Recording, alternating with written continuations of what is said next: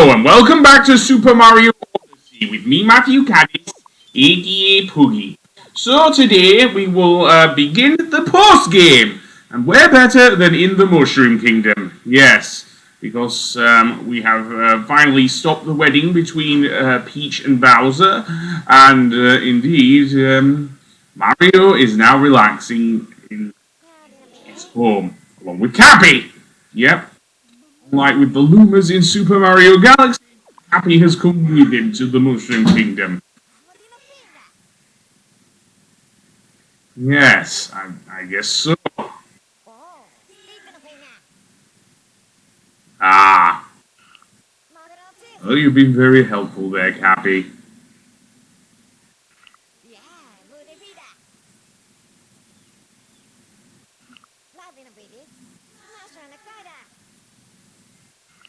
I hear you there, buddy. And indeed, there are a few things we can do in the Mushroom Kingdom. So yeah, and I don't want to go to the action guide. What the hell, game? I do want to save, and then we can go on with our adventure. So, firstly, let's speak to the toad here. Because apparently, Princess Peach has apparently been sightseeing, even though she was kidnapped by Bowser? Who knew? Maybe she stopped the Odyssey between the thing. And look who else is here, my favourite Mario brother, Luigi. Yes. And apparently he's come up with a new game called Balloon World. Well, it can't be any worse than your adventures with Princess Eclair.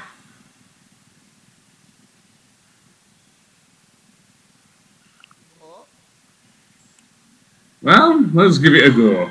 Now, Balloon World is an online thing, which has been indeed the thing. You do need a Nintendo Switch Online account in order to do so, which, when this, thankfully, I did have. It was after my problems with Super Mario Maker 2.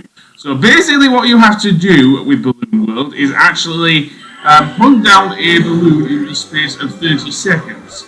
And why am I jumping on Yoshi? Because I thought foolishly you had to jump on his back in order to ride him, like in many other Mario games. No.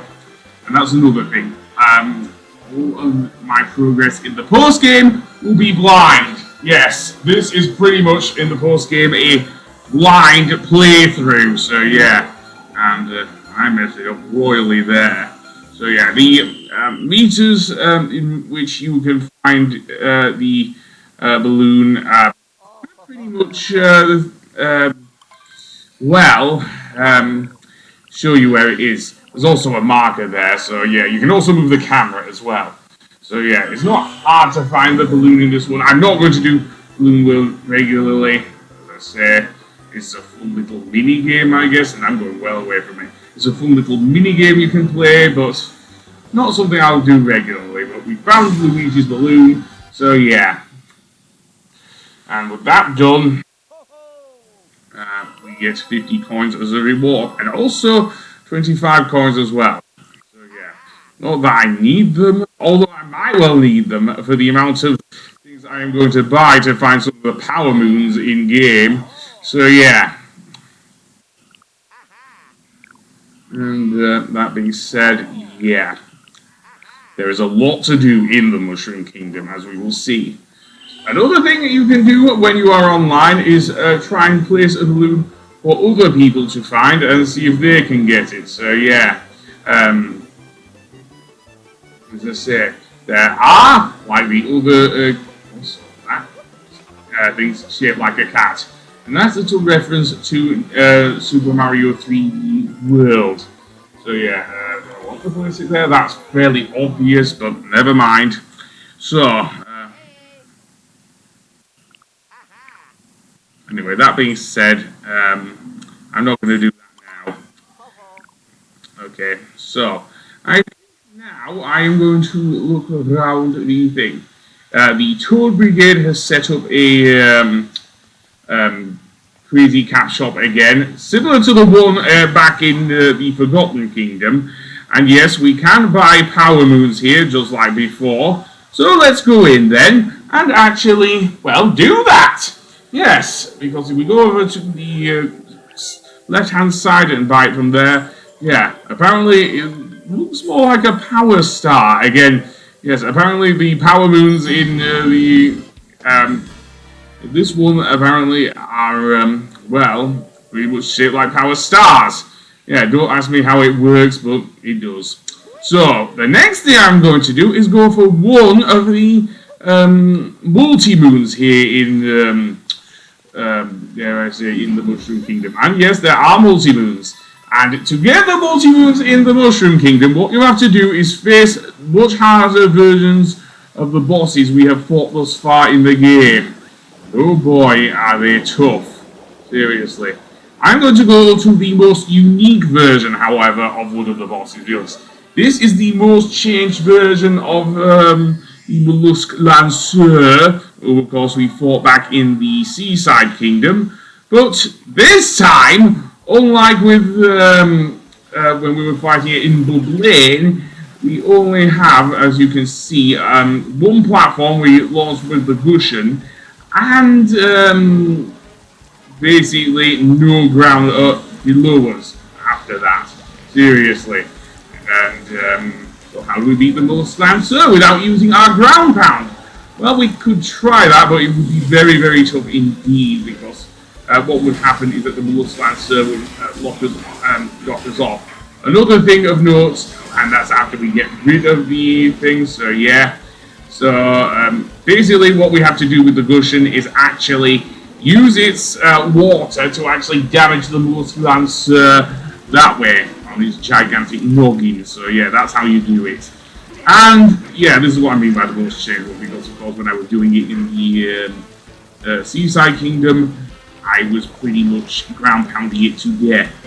And yeah, and hitting it with the thing is a lot harder because of how the Gushen controls work in game. You can also use the Gushen's water to actually get rid of its spikes as well. Thankfully, it is raining constantly here in this battle, so you don't have to worry about losing water the Gushen at least, or at least that's something.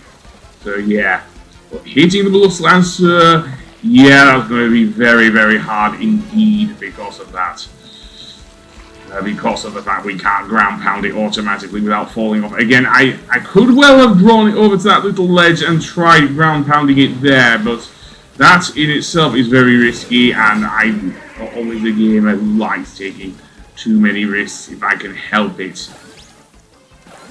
Certainly. Like that. So, apparently it crashed there, which is not great, but that's basically the gist of the battle. What does work with this boss is that if it's standing still, you can actually use the Gushen's vertical jets to actually damage it. It does work a lot better than just moving about with the Gushen because of that, but beware, the Mollusk Lancer does not always stay still. So yeah, you can't always get above it with the Gushen because of that. So yeah, he is very mobile after all.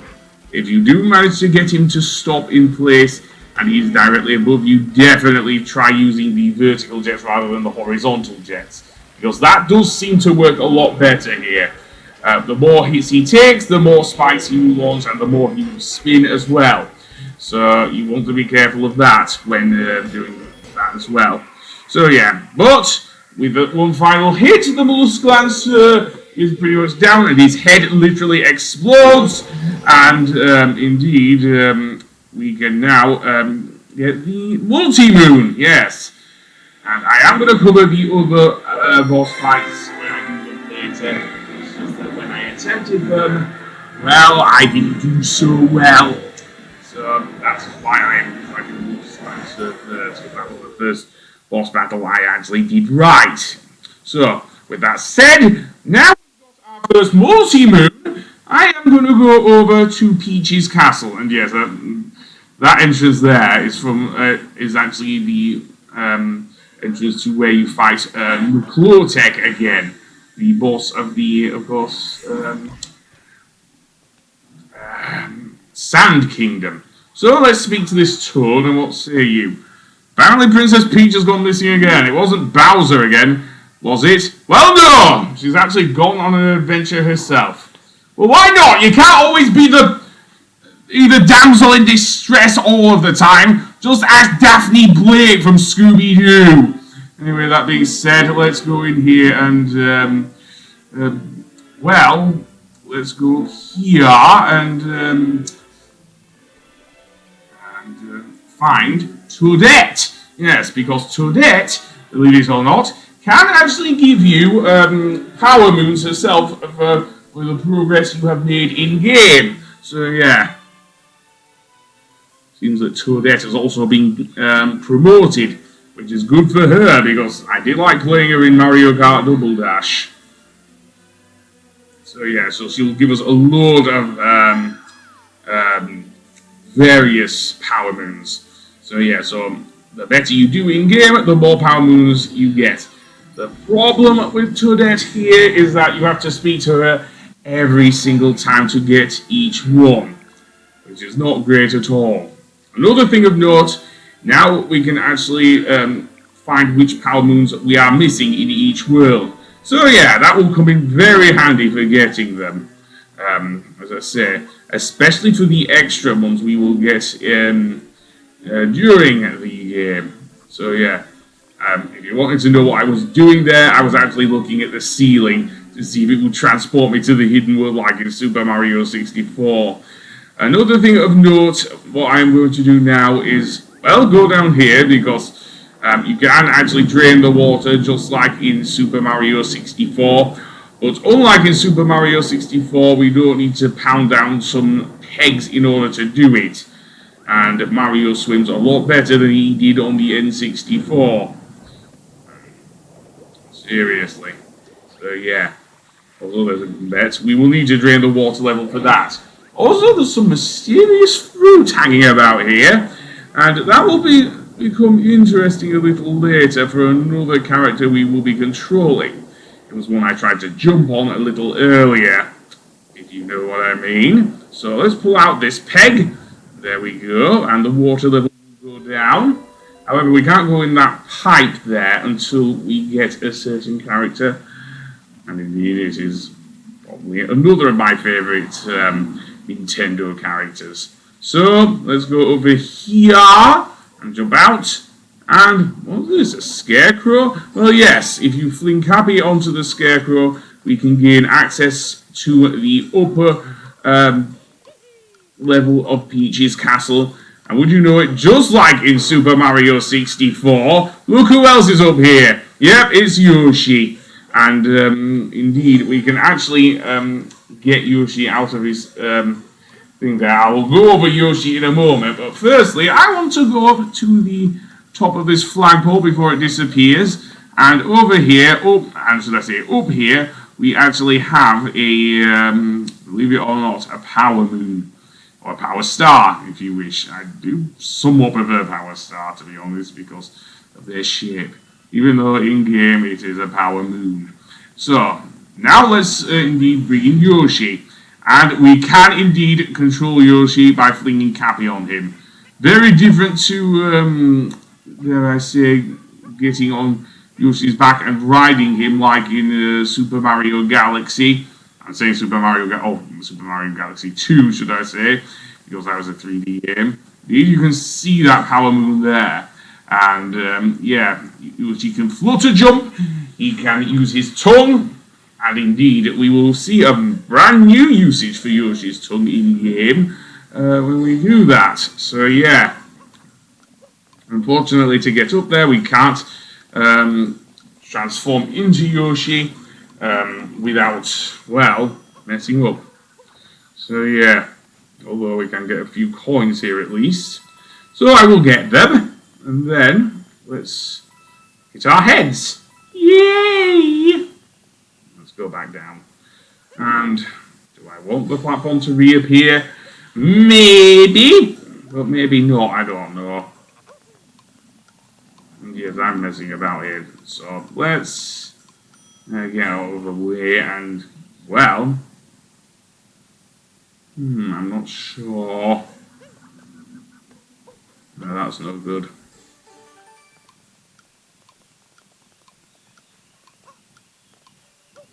And yeah, getting up here is a chore. Jump off. And there we go.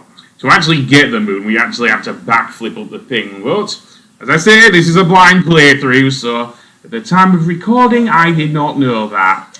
And, oh boy, that's annoying. So now, let's not do that. Although one thing I can do with Yoshi is indeed use his tongue to actually get up certain platforms. And that is done by pressing the B button. So yeah, and indeed it is fun to do that. We are going to go into a secret area with Yoshi, so indeed, unfortunately, I was... Don't punish Yoshi for not being able to do that. That's not his fault. It's my fault. If anything, punish me, Mario. Jump on my bloody head. But yeah, it is what it is. And I can't get to that yet. So yeah. So with that said, let's see if I can actually get up here. And yeah, Mario, like in other games, cannot get so far without, well, backflipping. And if he tries and goes off here, then he will eventually fall off. However, we do get a nice view of the Mushroom Kingdom from the top of the castle, which is nice. Unfortunately, I don't think I can jump down there with Mario to get that Power Moon down there. So yeah, we're using Power Moon and Power Star interchangeably, so yeah. So instead, let's get back to Yoshi.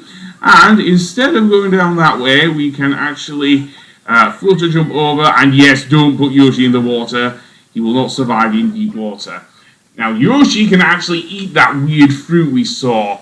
And that's good for unclogging pipes, because there are 2 pipes in the Mushroom Kingdom I know of that we will need to unclog. So, in this area, in this secret area, what we need to do is get Yoshi to eat all the fruit here in order to get one of the 2 power moons we can get in here. So, yeah, and here comes a dilemma, because over towards this end of the thing, over this right end of the area, you will see these 2 platforms. Now, my natural thing would be to actually make Mario do wall jumping. However, the space is too big for him to wall jump. And Yoshi can't wall jump. So what do we do? Well, believe it or not, what we have to do is use Yoshi's tongue to get up there. But I'll explain that in a moment. But now I'm going to look for the other fruit we can get. Another thing of note, there are eels coming out from the bottom of the area. Yeah, as if those things weren't annoying enough in Jolly Roger Bay in Super Mario 64. Now they're coming out from the ground. Seriously, those things scared the living crap out of me back in Super Mario 64. Thankfully, they're less annoying in Super Mario Odyssey. So, with that said, let's try and go over to Yoshi once again. And yet, any fruit you do get, likewise with the moon shards, stays in Yoshi's stomach. So they are permanent collections, shall we say, in game, which is good for someone like myself who's not really that big on of a completionist and everything. So yeah. So let's go down here. Indeed, try and, well, over the gap. Why not? Those stupid eels are annoying the crap out of me. Don't you dare eat me, you stupid eel. Don't you dare eat me. So, flutter jump, and then let's go over to the other side. Eat you, and eat you. And then we can flutter jump over here to these 2 fruits. So, yeah. And then let's carefully jump off. Yes, it's not going to be easy, but yeah. So, flutter jump. Can I get over there? Can I get over there, or am I doomed to fail, shall we say? Well, I don't know, but yeah, that's going to be annoying. Yeah, so let's jump over the other side, eat the mini Goomba, and Can I jump without having to jump over the gap? Yes, I can. Though it does need good timing. So you have to do Yoshi's flutter jump at the end of his normal jump, and then do it and then press the B button at the very top of the jump. I've said enough about my timing in video games. So yeah. So let's go over here where we can get some more fruits. And then, well, we can see another seesaw over there. Again, I don't know if I want to go over there. And then Trum. Yes, I love it. Seriously. So let's go over here. Because I believe the last one is over this way.